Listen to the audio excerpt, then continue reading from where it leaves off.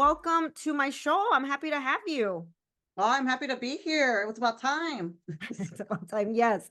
Well, you and I are colleagues at UIC. We are both first gen Latina professionals in higher ed, and we're always chatting. And so today we really wanted to have a conversation about how we as Latinos navigate the career landscape. So I'm going to kick it off and, just want to just learn a little bit about you and your background. Can you share a bit about your journey and how that fuels your purpose today? Oh yeah, definitely. Like you said, I am a first generation, right? Both of my parents are from San Luis Potosí. Shout out to San Luis Potosí.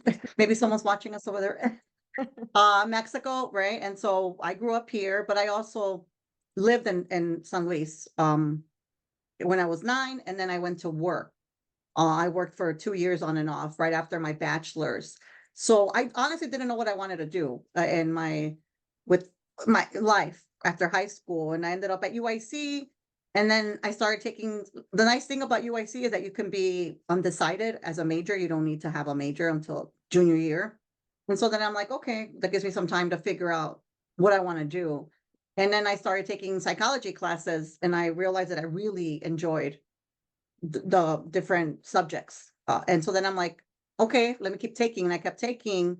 And then I was like, well, I might as well major in it. Might as well declare it my major because I kept taking psych classes. And then I didn't even realize that I was under the applied section, which requires you to do an internship, right? And I ended up doing my internship at a domestic violence agency. And I really enjoyed working with that population. But even then, I ended up right after my bachelor's, was I found an opportunity to teach in San Luis English as a second language at a university. And so then I launched, I was like, okay, let me just do this. I mean, I have family, so I wasn't completely alone over there, but it was still scary right after, college, because my parents were here in Chicago and all my immediate family. But it was one of the best decisions I ever made, doing that, because it really allowed me to, again, even though I consider myself Mexican American, really delve into the culture over there and learn from students over there, and it was a great experience. I still keep in touch with a lot of them. It's very, it was rewarding. And so then I finally got the bug to go back to school, and I ended up getting my master's, and I'm like, well, let me just get it in psychology. So I think everything has been kind of being at the right place at the right time for me. And so then I ended up getting my doctorate, and yeah, I got my license as a licensed clinician in mental health. I've always enjoyed, talking to people, and it seems like I'm always the one that people come to for their problems. Even in high school, like my friends or would talk to me, and I guess I'm a good listener, right? Skills that help with being a counselor. And so then, I started working in the field. Like I said, domestic violence. I have a lot of experience working, you know, um, inpatient, outpatient, with schools, children, teenagers, adults, just a little bit of everything. Mental health issues, depression, anxiety. Because I'm bilingual, I mainly work with the Latino population. I was always the only Spanish speaking clinician on the team. And so I would always have all the Spanish speaking cases or clients. And so I did a lot of family therapy and a lot of individual therapy working with kids and teenagers. But even now today, uh, I work at UIC, like you mentioned, we're colleagues. I'm there full time, but part time I work at a private practice, and I still see a lot of bilingual or Latino clients, more adults now. And I realized that as a professor, but also as a therapist, what drives or the fuels me or motivates me is to advocate or to provide to kind of empower people, whether it's a student, whether it's a client, to help them be the best version of themselves, or to tap into their skills or their resources, and really, you know, help them help themselves at the end of the day. That's kind of how I see it when it comes to counseling, right? We don't tell them what to do, obviously. And as far as a professor, I think a lot of times, students just have so much going on that you kind of want to be a cheerleader for them. Like, you can do it, right? Like, but you also have to, it's a marathon, it's not a race. There's a lot of that I see, right? Nowadays. So it's a pleasure to help both, in an academic setting and in a clinical setting, just people that are trying to improve their life, right? Or improve something about themselves. Yeah, and I that just resonates so much, and I know that you are an incredible professor, instructor, and I just love how it's just come full circle for you, right? That you were a UIC alum, you were undecided, right? Which is something we will maybe talk about too. It's like that stigma of being undecided, not knowing what you want to study. And for you, you're like, okay, I'm taking psychology classes. I'm enjoying this. And so you're like, okay, might as well major in it, which was kind of Yeah. nice that you found your fit in that way. And then the other thing I want to point out is that you mentioned like you ended up in applied psychology. And so now you oversee the applied psychology internship program, which I I think is super know cool. it is such a, and this is what I tell students. I was once you. Yeah. I took this class, I did, so if I'm over on this side of the table, right, or the desk, you can do it too. If I can do it, you can do it. But if you would have told me, 20 years ago, oh, you're going to be directing the program and or be at UIC as faculty, I would have been like, whatever. Yeah, right. It's just but you never know. Like, you just have to keep your options open. Definitely. Yeah, and that you were exploratory, and also that's amazing that you were able to even go to Mexico and have that type of experience to really build upon, and being bilingual, just to show the need of people like us in these industries, in these fields. I think that's incredible. Yes, yes. If it wasn't for the job in Mexico, the teaching English, I wouldn't have gotten the job at UIC. I can totally, with confidence, say that because that opened the door for me to start teaching at other, like more in college. I taught there for 9 years as an adjunct. So I did a lot of adjunct teaching until I got to UIC, San Xavier University, right? North Park University. I've also taught there. And so I think, that also says a lot about just the opportunities, right, that come, and again, it's a risk, right? But a lot of times it does pay off to take that risk. And I think, a lot of times we're hesitant to, oh, I don't know, it's like you gotta try. Definitely. If you don't try, you don't even know, right? If unless you try. And so, yeah, those are great teaching experiences that all of them have led to me now being at UIC. And the same thing for like being a therapist. Like I said, I think sometimes I would speak more Spanish at work than at home because it was the need. There's still a need Hmm. for Spanish speaking, right? And also not just bilingual, but bicultural. That's a big one too. Being bicultural, who gets the culture, right? Who understands maybe why the parents think a certain way, or kind of how they view education, or different aspects of the academic journey for students. Yeah, and I think this is the reason why you and I, we've been chatting. You and I are very similar age, similar experiences. I'm also a UIC alum. And so we've had obviously our unique experiences, but something that we have in common is that we come from a Latino background, and our college experiences, are shaped by our background, cultural context, right? Oh yeah. So, given your experience, right, in higher ed and working with, I'm going to say specifically, and I use Latino, that's what I identify with. I know people use Latinx, Latine, I identify as Latina.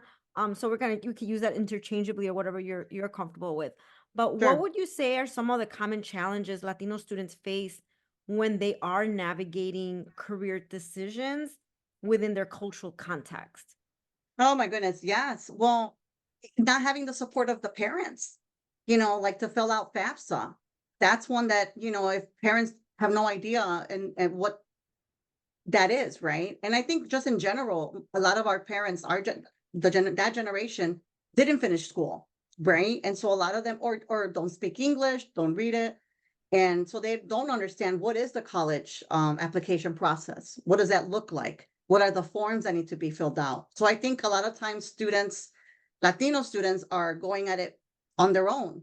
Like they're kind of not blindly, I would say. Again, they'll probably get some information from like their high school counselor, maybe, but really kind of like Googling now that we have Google, right? Or navigating things really on their own. I think it's not having that support from the family. And in my case, I can speak for myself.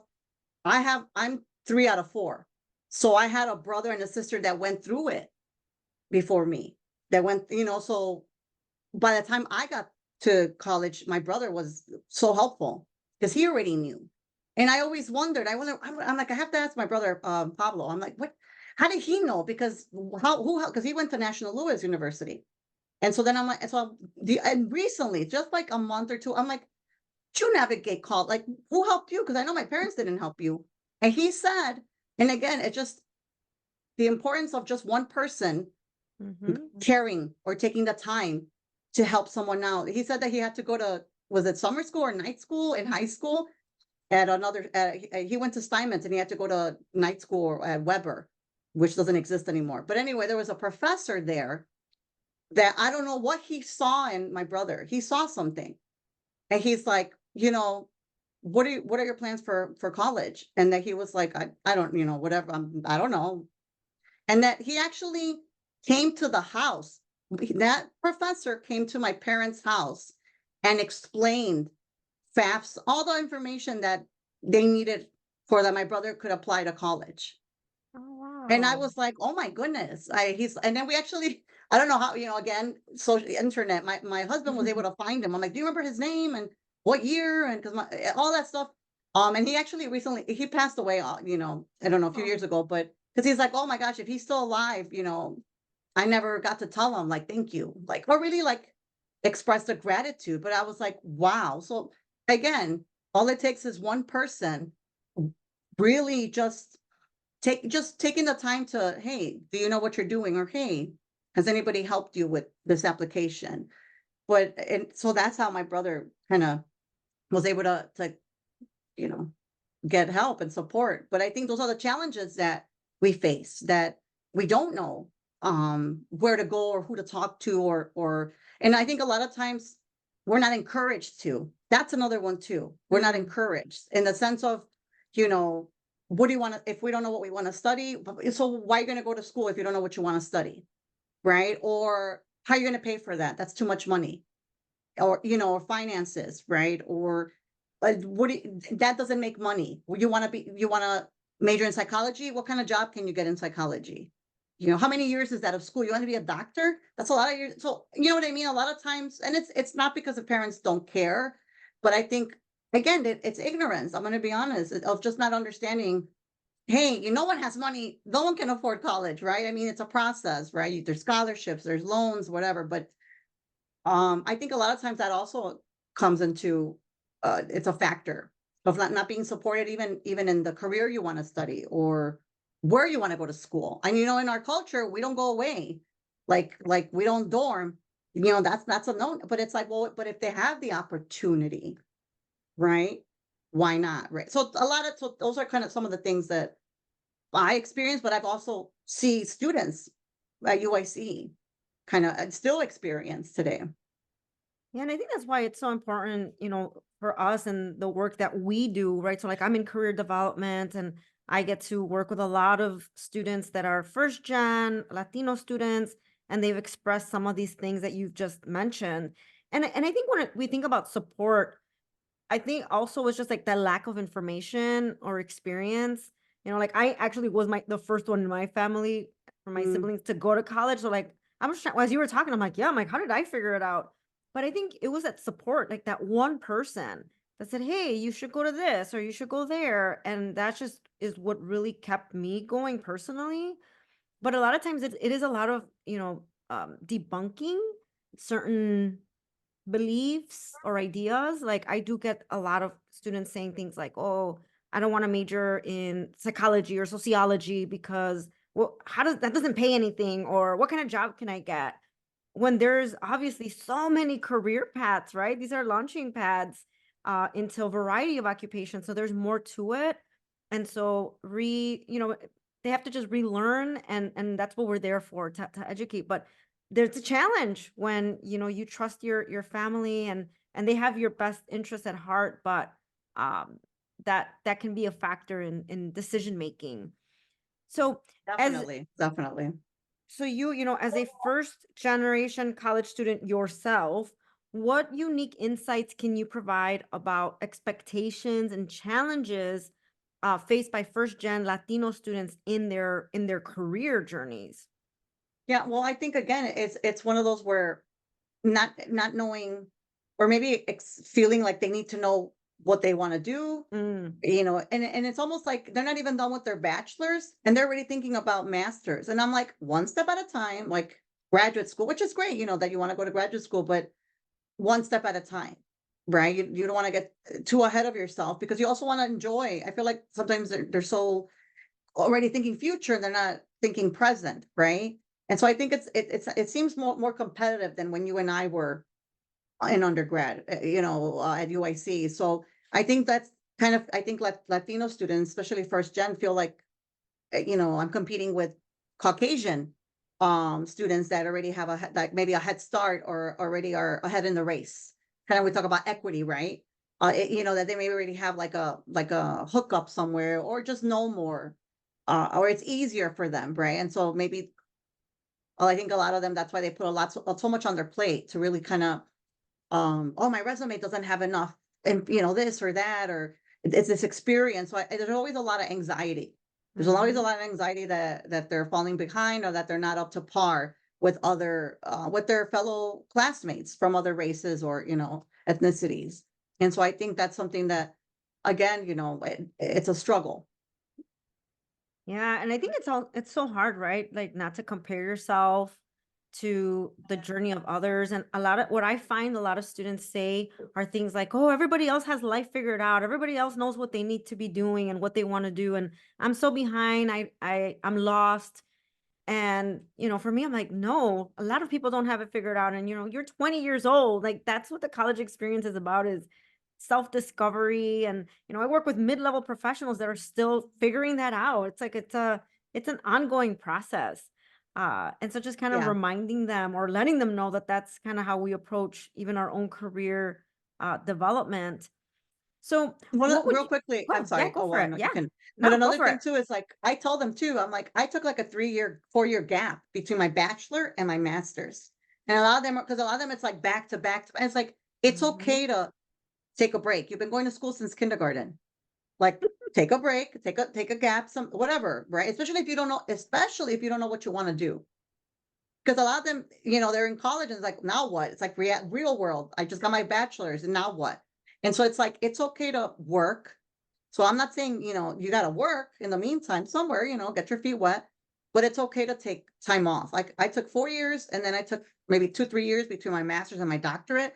But throughout the whole time I worked, I kept working in the field, right? And so I still continue to gain experience and, and so it's okay not to know what you want to do right after your bachelor's either. And I think that's a lot of where the uncertainty, because they're getting the pressure from their family, and I'll say, "Y ahora qué vas a hacer? Now what are you going to do? You're Mhm. graduating." And it's like, I don't, you know what I mean?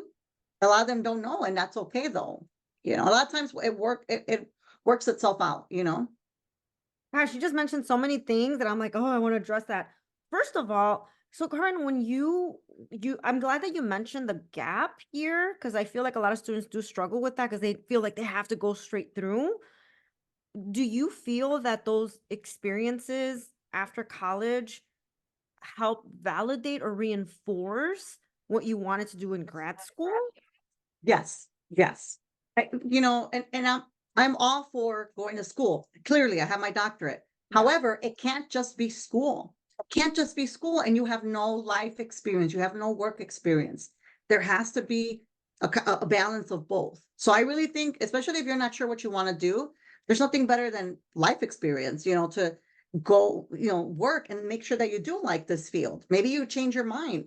A lot of people have a bachelor's in whatever, and then they end up doing a master's something in something else, or they change directions, and that's okay. I feel like we're not flexible enough. I feel like we're Mm, very rigid sometimes. I studied this, so I need to. No, says who? You that's know? right. And I think it's just kind of how we're programmed, right? It's like They give you your curriculum, first grade all the way through eighth grade, and then you go to high school, you got to take these classes, then you get to college, and then it's like there's no blueprint after that. And then I think that's what freaks people out, and they're like, "I need to continue my blueprint. I need to go to grad Yeah, school." But grad school is expensive, and I've heard so many stories of people going straight through, and then they're like, "Oh, I don't actually want to do this." I And know. so you save yourself time and money to really understand yourself. And when you're in the workforce, I think that maybe you get exposure to certain topics or things that you're like, "Oh, I want to contribute in this way. I need to continue school and focus, my time into this." Uh Yeah, and but some definitely. people, they know that they want to go straight through, and there's no, I guess, like, there's no right way what's good for you, but that it's important to have these conversations, with family. I think is kind of really what we're talking about here, is educating yourself, and being okay with not doing things because someone else has done it a certain way. Yeah, or because you're being pressured, Mhm. whether it's by family, and I hate, again, just doing years of family therapy, with families, it's always, unfortunately, families mean well, parents mean well, but the comparisons, your cousin, your brother, the Mhm. neighbor's daughter, and it's like, that's all them. That's all them, their unique journey, right? And circumstances, and you are you, right? And it's hard. I get it because it's hard for students. They still live at home. And we know that in our culture, it doesn't matter if you're 20, Mhm. 22, as long as you live home. It's like, so I get all that. But it's like you also have to, it's okay to disagree with your parents, and it's okay to kind of, I hear you, but I know this is what I have to do, right? And I wanted to mention another thing, that it just kind of sparked something as you were talking to about, like, family pressures. What do you find this? I know I find this a lot with students that are thinking about careers, and the family pressure is not so much about, like, this is what we want you to do, but more like, we want you to find a career that's going to pay. And, like, students feel almost that obligation. My parents came to this country, they've sacrificed, and now I have to Mm-hmm. give back, and be able to provide financially. What are your thoughts about that? Yeah, I mean, oh yeah, definitely. And so I think it's every job has, we talk about income bracket, right? And you are going to make money, but I think also the conversation of, if you're in a certain position or a certain career for the money, then you have to really think about, am I doing this for the right reasons, right? And I think at the end of the day, if you have a conversation with your parents, because a lot of times, I'm glad you mentioned this, because a lot of times the parents are not putting pressure, it's us. I've Mm, also had it where students are just putting the pressure themselves. The parents have never said anything, and I'm like, well, where is this pressure coming from if it's not from your parents? And it's the same thing of like, I have to deliver yeah. because of the sacrifice of my parents. Sometimes it's on, we do that to ourselves. So I'm like, I think your parents, if they knew how you felt, they just want you to be happy. I would, 9 out of 10 times, they want you to be happy, and that you do have a job that can at least pay the bills, all that stuff. But of course, we want to also give back. And I told them, I said, that doesn't mean that you won't ever, but again, you're entry level too, right? You're starting off, but little by little, there's other things you can do to, like pay it forward or give it back to your parents, right? So, I mean, I think, we have, because we go over salaries. We talk, Mhm. in my classes, we go over what realistically, what does a person straight out of college with a bachelor's in psychology make, right? Give or take, right? Whether it's nonprofit, whether it's government, clinical, it varies. And this is something else probably for another podcast. We don't talk about salary. We don't talk about salaries. And it's intentional because they don't want you to know, right? How much you can Mhm. make. So I go over this with my students, again, empowering them. And I told them, I said, realistically, because then somebody will be like, well, my friend is an, what do they do? They're, computer. Ah, okay. That gets paid more. I said, again, you have to remember why you're doing this, right? You don't want to be, a starving artist, but you also have to be realistic about the expectations and money. And eventually you will make more.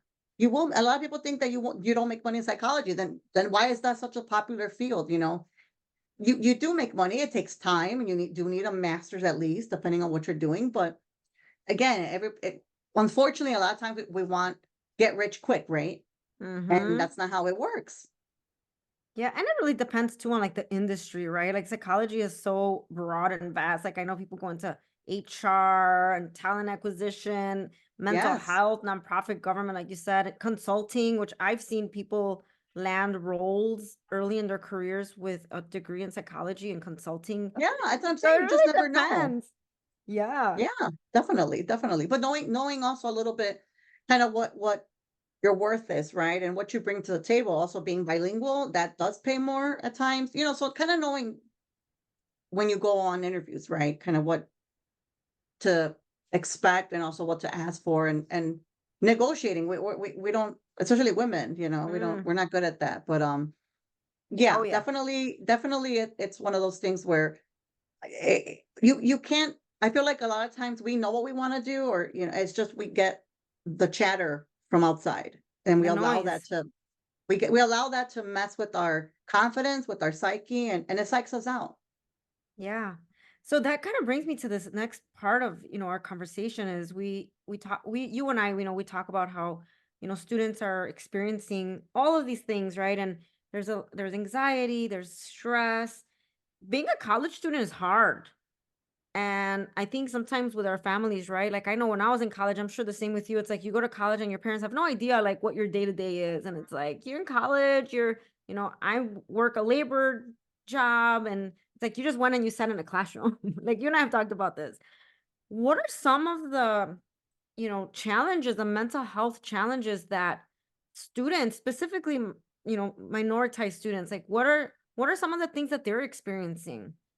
Yeah, no, that's an excellent question, and you're right. I think a lot of times, unfortunately, because our parents work physical jobs, they compare physical tired, being tired physically, because I'm on my feet all day, right?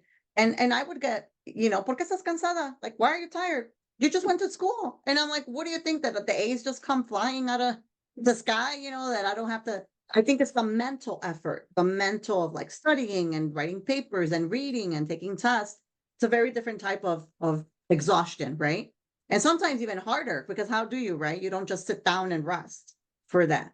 So I think especially with Latino students, we see that again, putting a lot of pressure on themselves, taking too many classes in one semester. It boggles my mind, these students taking 5, 6 class and then still working Mm-hmm. part-time or full-time. It's a lot. So definitely I feel like there's a lot of pressure, whether because they have to help. And I always tell them, I understand if you have to work. I don't know your situation. If you have to help your family, a lot of our students that are Latino or minority, they still help their parents with bills and maybe even the mortgage, right? And they're still going to school. So and the problem is that then their self-care and takes a backseat and burnout happens, the burnout of still trying to kind of like get through that, how we say in Spanish, de panzazo, like just barely make it through your classes and missing assignments or missing class. And there's a lot of anxiety. I would say anxiety is something that I see a lot. Depression as well is another one that really, and just the stress, right, that exacerbates if they're having, problems at home. And sometimes it's not even that they're working or they're taking classes, it's that they don't get along with their parents or they don't have the Mm. support of their parents. I've seen that as well. Also, maybe they have relationship problems, right? They have a boyfriend, girlfriend, they're dating. That's another problem. We have students that are parents themselves. That's another, right? Mm. So that's another, stressor, obviously trying to juggle, right? Motherhood or fatherhood, right? But I had students, whether it's at UIC, whether when I was at Morton or San Xavier, either email me or come up to me after class privately, and because they know I'm a therapist, and they talk to me about like, can I talk to you, or can you recommend a counselor, or can I don't know what to do. A lot of times it's about that. A lot of times it's my brother that's having issues at home and it's affecting all of us, right? Or my dad, tried to hurt himself. And so I mean it's unbelievable how they can be sitting in class with a smile and just kind of, looking good. And the moment they start talking, you're just like, oh my good, like wow, like that's a lot. Mhm. I've had students when I was at Morton, they were sexually assaulted and they never got help. And something I said in class, motivated them to come up and, hey, I need to process this. Can you recommend someone? Or, it's always humbling for me. And I tell them this too. I can't be it's a conflict of interest. I can't be your counselor, right?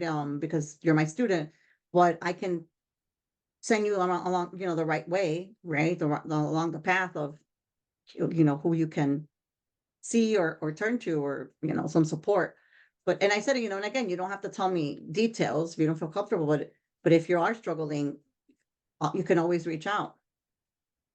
Yeah, and I think it's so important for us in higher ed or just student facing roles that, our students are complex and we have to have that holistic approach. And, that what we do is not transactional and really understanding where our students are coming from, because they can, be on a Zoom call, you're interacting with them, they could be in our classroom, and they're just bringing so much. And like you said, they could be, there with a smile on their face and you have no idea. And so just being sensitive and really just thinking about them, in just kind of that holistic way, I think is so important and something that we have to remind ourselves in this profession.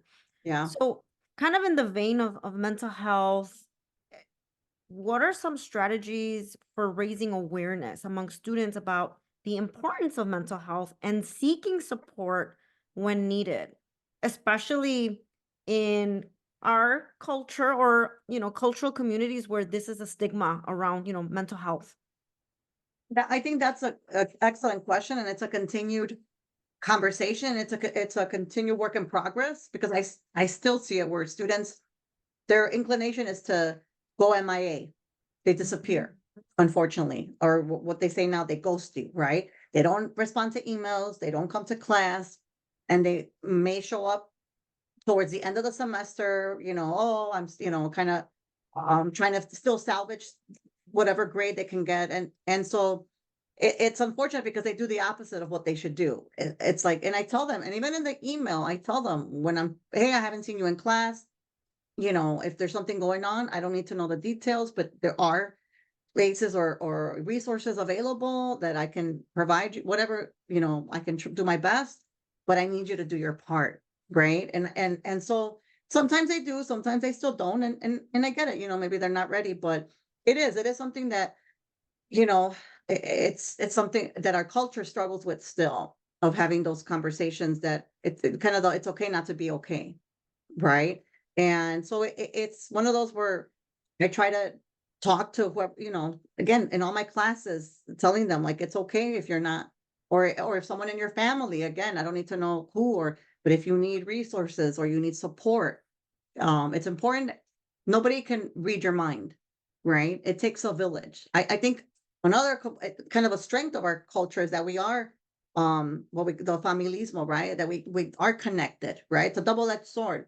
But when it's good, it's like, hey, there has to be someone in your family or in your community. Family is not just blood related, it's who's in your circle, right? Your friends that you choose. Somebody that can provide support, that can help you, that can guide you. A counselor, a professor, your church, if that's something that's important to you. But someone outside of, your immediate family, if they're not being helpful, that you can turn to, you can talk to. There are resources, right? But they have to take that first step. Yeah, I'm so glad you mentioned that because I feel like it's so important, right? Like it's okay to ask for help, and that, mental health is very important.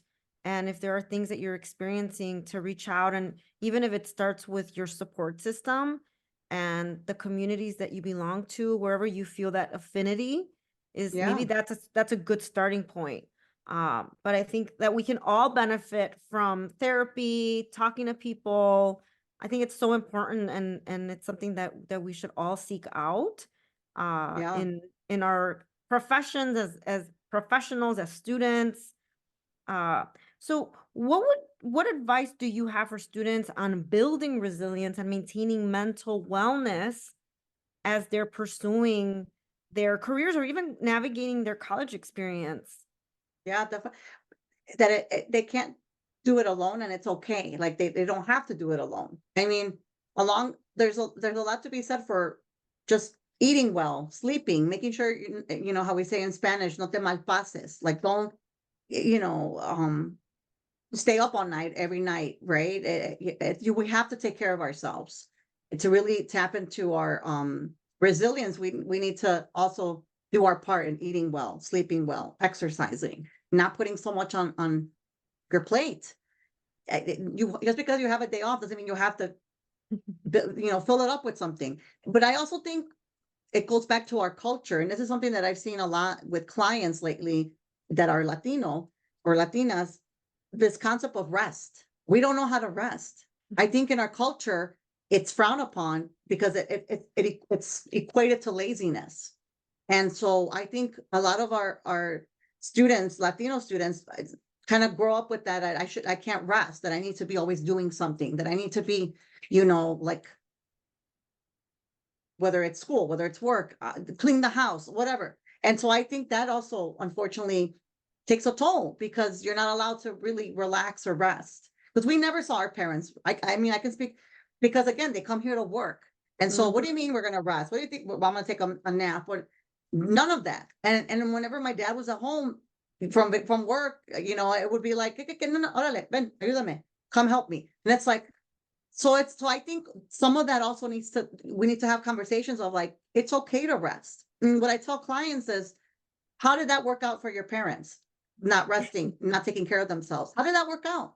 Seriously, bad mood, low frustration tolerance, health issues, you know, poor diet, always cranky, that because they didn't take care of themselves. And again, sometimes they just don't know how or unable to, all of that, right?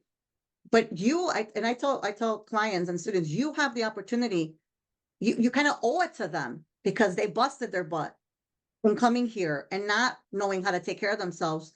You owe it to them to take care of yourself because you have the luxury of addressing your mental health, of taking care of yourself, of having a job that does not require you to be on your feet all day.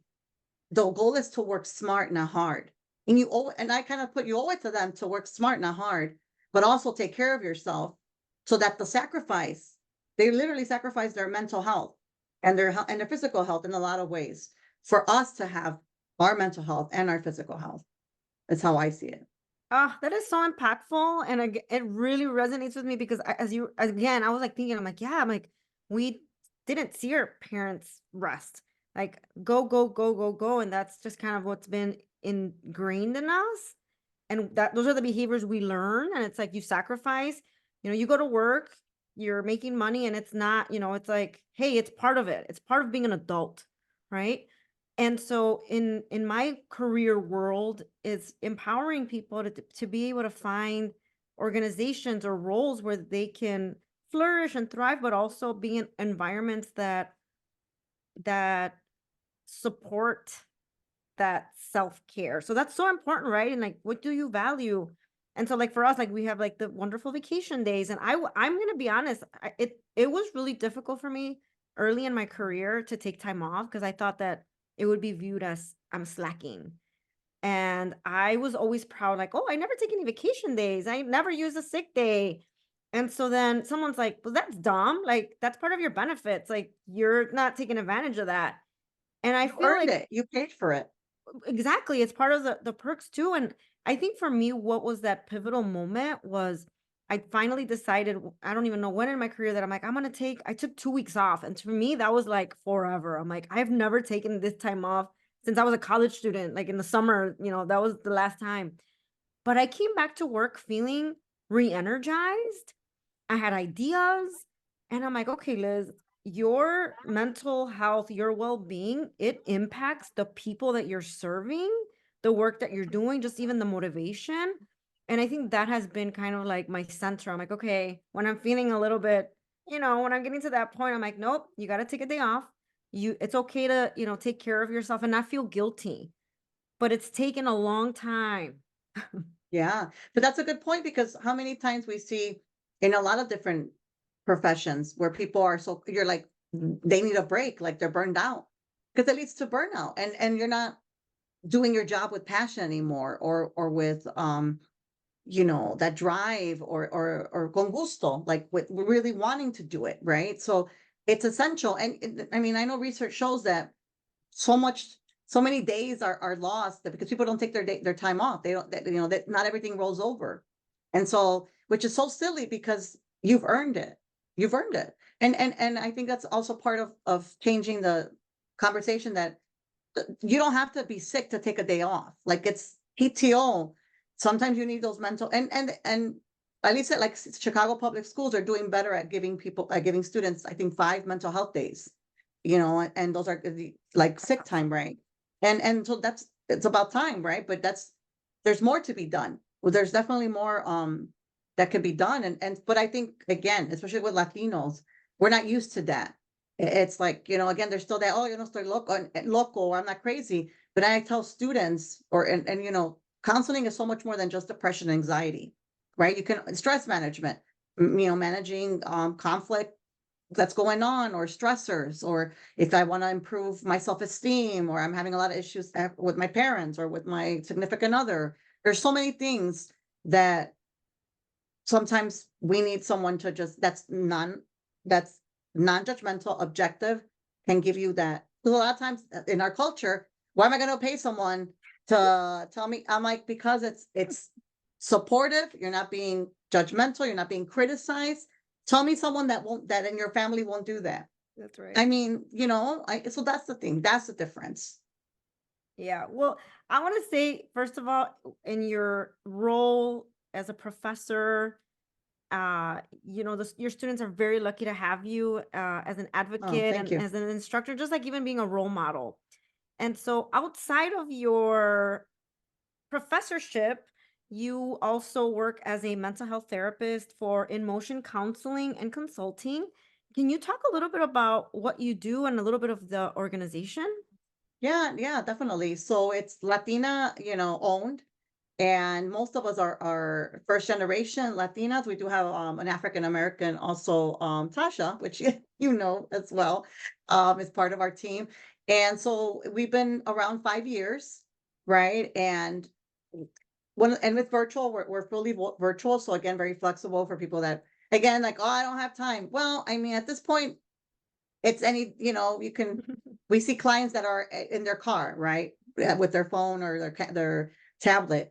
And so we see ages 12 and up, and we take, insurance and self-pay, but we definitely, like I said, most of us are bilingual, bicultural, and we want to help people, feel better about themselves. We do, well, some of us do what's called walk and talk, which is kind of based on in our name in motion. So, kind of again, what we call like behavioral activation, which getting outside. And so we do therapy walking in the park. We'll just kind of go for a walk. I mean, there's more to it, right? But basically, the client meets you at a park, and then you do your session kind of walking and talking.